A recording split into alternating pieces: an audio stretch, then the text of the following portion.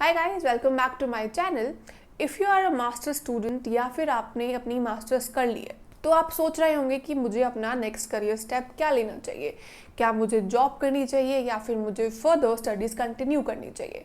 तो देखो, जो लोग बीटेक एमटेक करते हैं वो लोग मोस्टली प्लेस्ड हो जाते हैं अपने कॉलेज से, अपने यूनिवर्सिटी से ही, या फिर वो ग्रेजुएट होने के बाद मार्केट में जाके अपनी एक जॉब ढूंढते हैं, राइट। और जो लोग कॉमर्स में हैं वो लोग सीए सीएस की तैयारी करते हैं। बहुत सारे लोग सीए सीएस की डायरेक्शन में चले जाते हैं।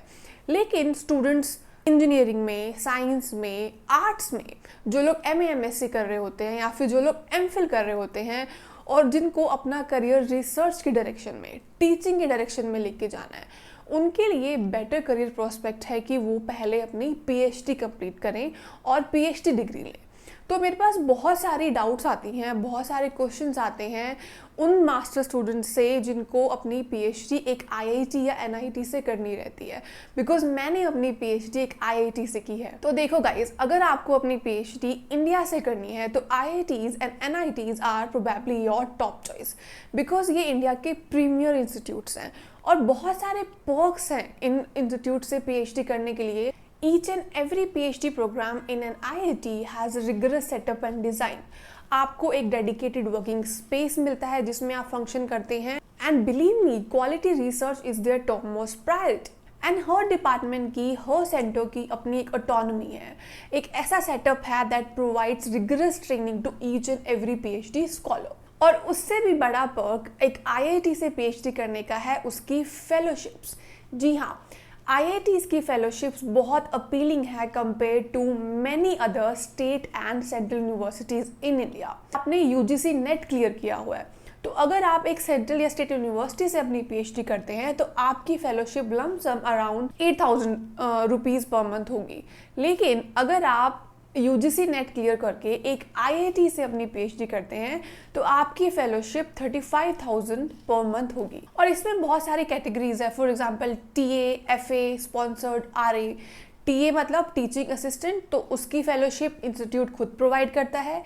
FA आपकी फेलोशिप कोई एक्सटर्नल एजेंसी या कोई गवर्नमेंट एजेंसी आपको फंड करती है। RA meaning research assistant, and sponsored meaning कोई कंपनी या कोई ऑर्गेनाइजेशन आपकी रिसर्च को फंड कर रही है, तो आपकी फेलोशिप कोई आउटसाइड एक्सटर्नल कंपनी या ऑर्गेनाइजेशन से आएगी। आई एम श्योर फेलोशिप वाली बात सुन के अब आपका मन एक IIT से PhD करने का ही कर रहा है, but you have to remember हर IIT में PhD की सीट्स लिमिटेड ही होती हैं एंड देयरफॉर एडमिशन भी बहुत कम्पिटिटिव है। You have to meet a certain eligibility criteria. आपको एक एंट्रेंस एग्जाम देना पड़ेगा, इंटरव्यू क्लियर करना पड़ेगा। So let's look at the eligibility criteria for each programme at IIT one by one, so that you deeply understand कि उस criteria को कैसे मीट करना है, क्या रिक्वायरमेंट्स हैं, आप उन रिक्वायरमेंट्स को कैसे फुलफिल कर सकते हैं। तो सबसे पहले तो जो जनरल क्राइटेरिया है जो ईच प्रोग्राम और ईच डिपार्टमेंट को अप्लाई करता है उसको देखते हैं।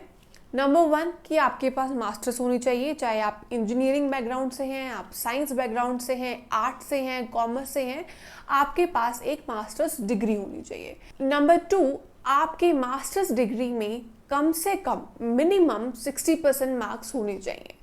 अब जो लोग इंजीनियरिंग और साइंस बैकग्राउंड से हैं उनके कम से कम 60% मार्क्स होने चाहिए, लेकिन जो लोग आर्ट्स या कॉमर्स बैकग्राउंड से हैं उनके लिए 5% का रिलैक्सेशन है, उनके मास्टर्स में कम से कम 55% मार्क्स होने चाहिए। और ये जो क्राइटेरिया है ये जनरल, EWS और OBC कैटेगरीज के लिए है।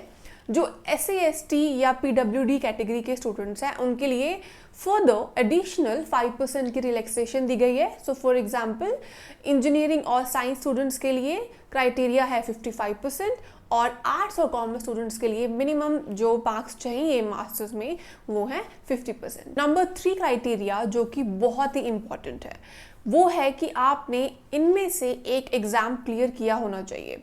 Either you should have cleared GATE और SEET, या फिर आपने UGC नेट वाला एग्जाम क्लियर किया हो, या फिर आप एक DST इंस्पायर फेलोशिप में प्रोविजनली आपने वो एग्ज़ाम क्लियर कर लिया है, या फिर आपके पास 2 years का प्रोफेशनल एक्सपीरियंस होना चाहिए। बट ये एडिशनल क्राइटेरिया वेरी करता है IIT to IIT, NIT to NIT। So आप जिस भी IIT NIT में अप्लाई कर रहे हैं, आपको उसकी वेबसाइट पे जाके डिटेल में चेक करना होगा कि ये क्राइटेरिया वो लोग फॉलो करते हैं या नहीं करते। इसमें फर्स्ट एक्सेप्शन है that those students who have graduated from an integrated bachelor's master's degree in engineering, sciences or architecture offered by IITs with a CGPA or CPI of 8 are exempted from the requirement of a valid GATE score. And second exception is that in some IITs, if you have a MPhil degree, you are exempted from the requirement of clearing UGC, NTA, NET. Finally, आपने ये सारी requirements meet कर ली हैं, आपके पास masters degree में minimum percentage of marks हैं, उसके बाद आपने जो एडिशनल एग्जाम्स की रिक्वायरमेंट है UGC नेट या फिर गेट या फिर DST इंस्पायर फेलोशिप, इनमें से आपके पास कुछ है। ये सब रिक्वायरमेंट्स मीट करने के बाद you have to write an entrance exam और गिव एन इंटरव्यू और बोथ। ये आपको हर IIT की वेबसाइट पे या जब आप अप्लाई करेंगे IIT, कोई भी IIT NIT में, आपको पता चल जाएगा कि यहाँ पे सिर्फ एंट्रेंस एग्जाम होगा या सिर्फ इंटरव्यू होगा या फिर दोनों।